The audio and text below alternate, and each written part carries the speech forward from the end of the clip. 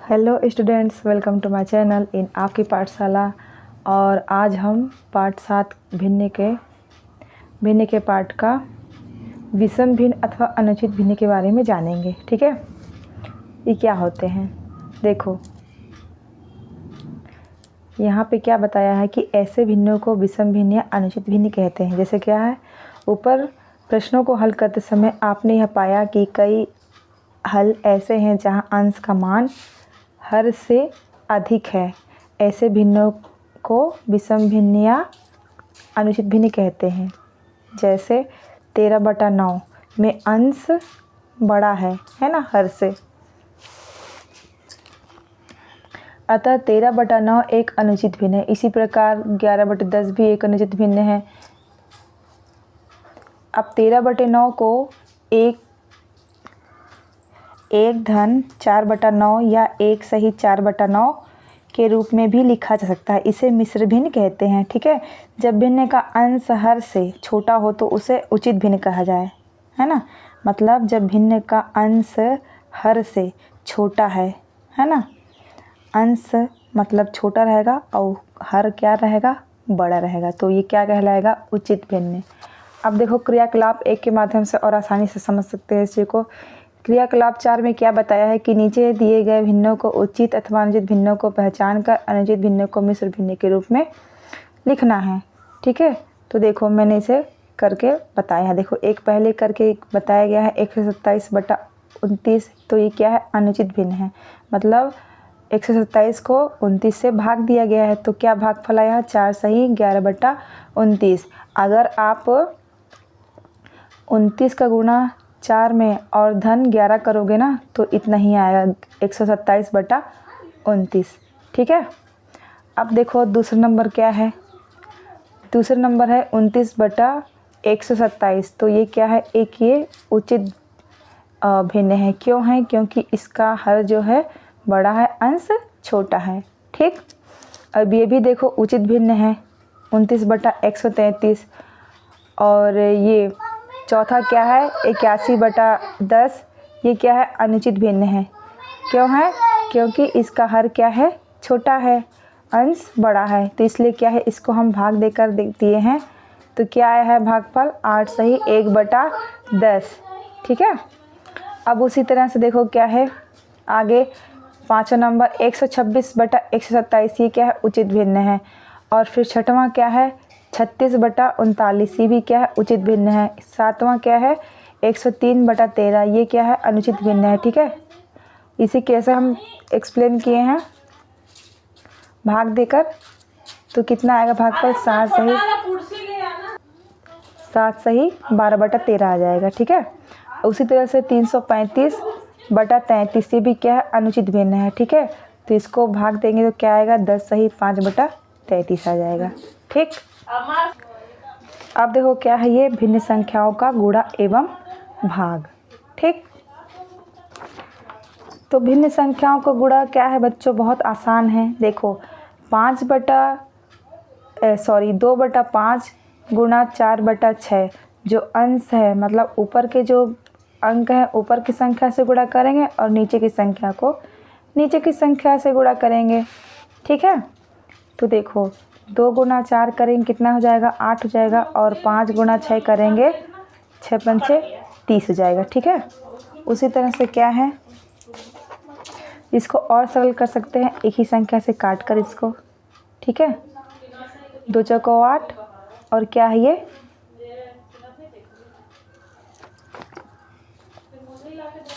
फिर 2 एक कम और 2×5 10। ठीक है, तो इस तरह से 4/15 क्या हो जाएगा, इस तरह से ये आंसर हो जाएगा। ठीक, कुछ कठिनाई आई इसमें, अभी भी कुछ नहीं करना है, बहुत सरल है। जो बटे में लिख दिए वैसे ही, और ऊपर की संख्या को ऊपर से, नीचे की संख्या से नीचे को गुणा कर दिए, सीधा सीधा गुणा, है ना। और जो संख्या अगर एक संख्या से कटती है तो उसे का हम कटा लेते हैं। ठीक, और नहीं कटती है तो वैसे लिख देते हैं। ठीक है, अब देखो क्या है, भिन्न संख्याओं का भाग। भिन्न संख्याओं का भाग क्या है बच्चों, कुछ नहीं है इसमें भी, बस थोड़ा सा एक स्टेप हम आगे करते हैं कि जो 4/2 है ये भागित क्या है, 9/3। ठीक है ना, तो जब हम इसको आगे और भाग करेंगे ना, तो जो इधर की संख्या को तो रहने देंगे, पर जो भागित में है वो संख्या क्या है, पलट जाएंगे। मतलब 9/3 क्या हो जाएगा, 3/9। और फिर क्या करेंगे, हम गुणा कर लेंगे। ये देखो इस तरह से 4/2 को वैसे ही लिखे रहने देंगे और 3/9 लिख देंगे। अब इसका गुणा कर देंगे, ऊपर का ऊपर और नीचे का नीचे से। ये एक और काम कर सकते हैं, तिर्यक गुणा कर लो, 4 का 3 से, 9 का 2 से, बात वही बनने वाला है। ठीक है, तो 4 तियां 12 और 9 दूनी 18। तो ये भी क्या है, 6 दूनी 12 और नहीं, 2 छिका 12 हुआ और 2 9 18। फिर यहाँ पे ये क्या आएगा पता है बच्चों, 3 दूनी 6 और 3 तिहाई 9, तो मतलब 2/3 इस तरह से ये आ गया। ठीक है, गुणा और भाग में अब आप लोगों को कुछ भी समझ में नहीं आया ऐसा कुछ तो बताइएगा मुझे। ठीक है, तो फिर से मैं इसको अच्छे से समझा दूँगी। ठीक, अब आते हैं, देखो क्या है, संख्याओं का स्थानीय मान। इसमें बच्चों अगर आप लोग यहाँ इसको पढ़ेंगे ना, एक सेकेंड ना, संख्याओं का स्थानीय मान, स्थानीय मान के बारे में हम क्या पहले भी पढ़ चुके हैं, है ना। मतलब कौन सी संख्या किस स्थान पर है, इकाई के है या दहाई के है या सैकड़ा के स्थान पे, यही तो स्थानीय मान है। पर उससे आगे भी और कुछ होते हैं। अगर इतना आप इसको पढ़ोगे ना बच्चों, इतना जो कहानी दिया गया है, तो क्या होगा, चक्कर खा के गिर जाओगे। ठीक, तो इसलिए अब इतना देखो, इधर 100वां हिस्सा, तो 1000वां भाग, है ना, 10वां भाग। ठीक, इतना को मैं बहुत आसान शब्दों में समझाना चाहती हूँ आपको, केवल एक छोटे से ये जो मैं बनाई हूँ इसके माध्यम से, है ना, स्केल की सहायता से मैंने बनाया है। इकाई, दहाई, सैकड़ा और उसके बाद के संख्या को, दशमलव के बाद संख्या को कैसे समझ सकते हो आप, उसके लिए। तो देखो, इकाई को तो समझते हो आप, 1 अंक, दहाई मतलब 2, सैकड़ा मतलब 3, हज़ार मतलब कितने होते हैं, 4, 10,000 में 5 और लाख में 6। ठीक है, इतना समझ में आया। पर क्या होता है बच्चों, 0.0 को कैसे आप लोग को करोगे, बताओगे, वो कौन सा हिस्सा है। इधर बढ़ते जाओगे तो ये बढ़ता जाएगा। ठीक है, मतलब इकाई से दहाई की ओर, इकाई से इधर जितना आगे बढ़ते जाओगे ना, दहाई, सैकड़ा, तो क्या है, संख्या का मान बढ़ता जाएगा। और इधर क्या होगा, इधर अगर बढ़ोगे इस तरफ आप लोग ना, क्या बोलते हैं, अपना बाएं से दाएं की ओर, तो क्या है, स्थान बढ़ता जाएगा, किसका, वो हिस्सा होगा, या बोलना चाहिए भाग होगा। कैसे होगा, देखो, 0.0 बराबर कितना हो जाएगा, 1/10वां भाग। सीधे शब्दों में समझो कि अगर कोई संख्या 0.0 है तो उसे आप कैसे लिखोगे, ये कौन सा हिस्सा हुआ, 1/10वां। क्यों हुआ, दशमलव के बाद ये एक संख्या, मान लो कोई संख्या भी लिख लो, एक ही है दशमलव के बाद, तो ये किसका है, 1/10वां। ये क्या है, भाग है। ठीक है, उसी तरह से बच्चों यहाँ पे देखो, अगर कोई संख्या लिखा है,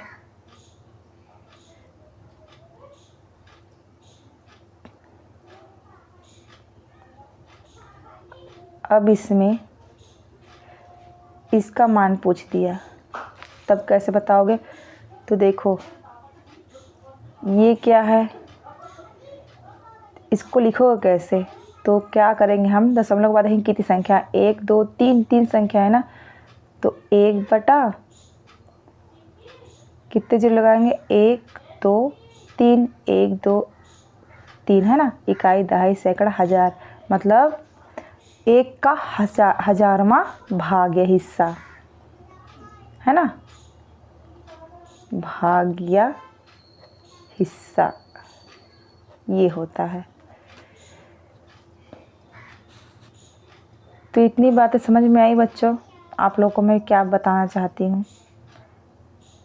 इतना बड़ा कहानी बताया है आपको, उसको मैं आपको इतने कम में समझाई हूँ, समझाने की मैंने कोशिश की है।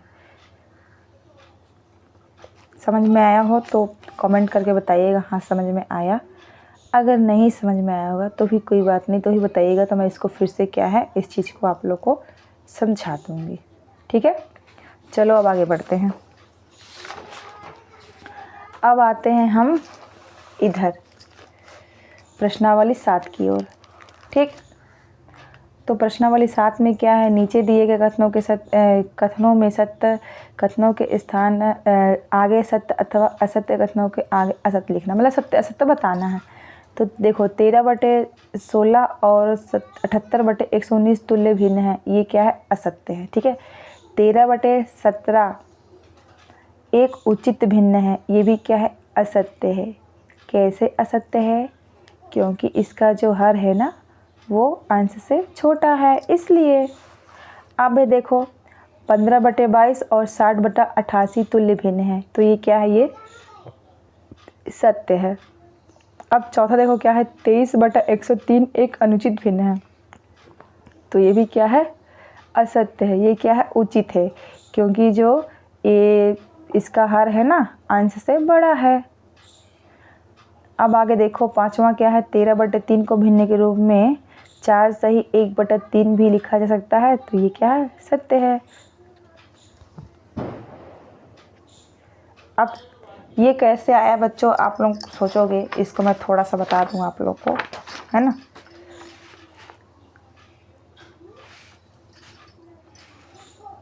मतलब 13/3, मतलब 13 को हम 3 से भाग देंगे तो देखो क्या होगा, 3 चौको 12। अब घटाएंगे, 3 में 2 गया 1 और ये 0। अब इस तरह से घूमते हैं अपन। ठीक है, तो इसको कैसे लिखेंगे हम, इधर से ना 4 ये बटे 1/3। अब देखो अगर ये सही है हम जो निकाले हैं, तो इसका मान वापस फिर से इतने आ जाएगा। देखना कैसे आएगा, इस 3 का गुणा करेंगे 4 में, कितना आ गया 3 चौको 12 आया, 3 चौको 12, और धन जोड़ेंगे हम इसको 1 से, धन 1 और बटे में 13 ही रहने देंगे।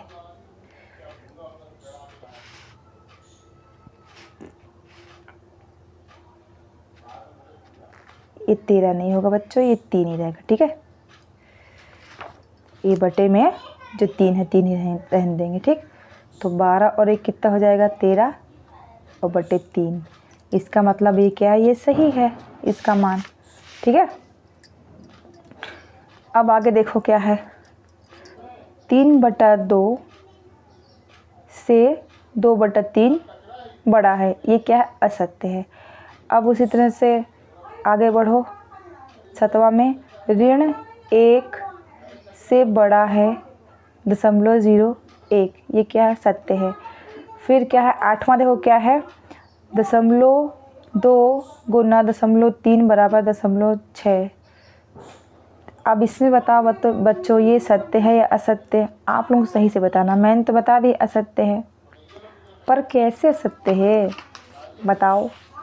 देखो जब हम दशमलव का जब गुणा करते हैं ना, जब दशमलव की संख्याओं को, तो दशमलव क्या है हम अपन भूल जाते हैं थोड़ी देर के लिए, तो केवल बचा यहाँ 2 और यहाँ 3, तो क्या हो गया 3 दूनी 6। पर ये देखना है बच्चों कि कितनी कितनी संख्याओं के बाद दशमलव है, तो यहाँ पे एक संख्या, यहाँ पे 2, पर यहाँ पे क्या है जो कि एक संख्या के बाद यहाँ पर लिखा गया है, तो क्या है 1 या 1 और 2 ना, तो ये एक संख्या के बाद यहाँ पर दशमलव लिखा है, तो ये गलत है। इसको ऐसे भी अगर लिख देता ना 0.06, तब ये सही होता। ठीक है, इसलिए असत्य है। अब 135 बटा इकाई, दहाई, सैकड़ा, हजार, 10,000 है ना।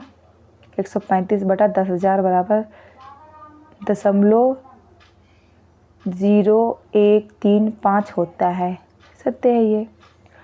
अब 0.056 गुना इकाई, दहाई, सैकड़ा, हज़ार, 1000 बराबर 56 होता है। बिल्कुल होता है। क्या होता है? जब कोई भी संख्या ये दशमलव है ना, सीधे से इसका हिसाब ये करते हैं बच्चों कि अगर इस दशमलव के बाद जितनी संख्या है तो ऊपर के जीरो को क्या है, काट देते हैं।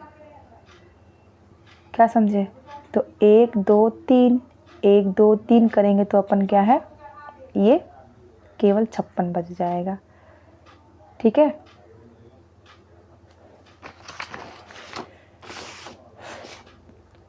अब देखो आगे क्या है। इसको मैंने समझा दिया है बच्चों, इसको मैंने समझा दिया है। ठीक। निम्न भिन्न को घटते क्रम में लिखो। निम्न संख्याओं को घटते क्रम में लिखना है। अब इसमें आप लोग थोड़ा सा कंफ्यूज हो गए, इसलिए मैं इसको बता देती हूँ। ठीक है। देखो, घटते क्रम मतलब क्या, जो सबसे बड़ा, फिर उससे छोटा, फिर उससे छोटा, फिर उससे छोटा। तो देखो ये है ना प्रश्न 2 का तीसरा नंबर घटते क्रम में। तो सबसे पहले बड़ा क्या होगा, 8 होगा, फिर 0.8 होगा, फिर क्या होगा, यहाँ पे ये दशमलव लगाना मैंने भूल गई हूँ। ठीक है।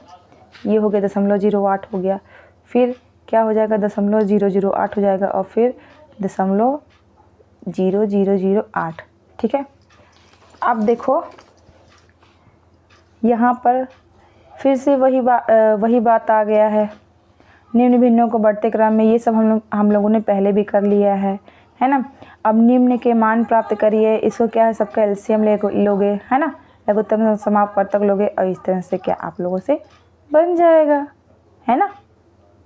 इसको आप लोग बनाइएगा। अगर नहीं बनेगा तो मुझे सिर्फ एक कमेंट करिएगा, मैं आप लोगों को इन सब को बनाकर बता दूंगी। ठीक है।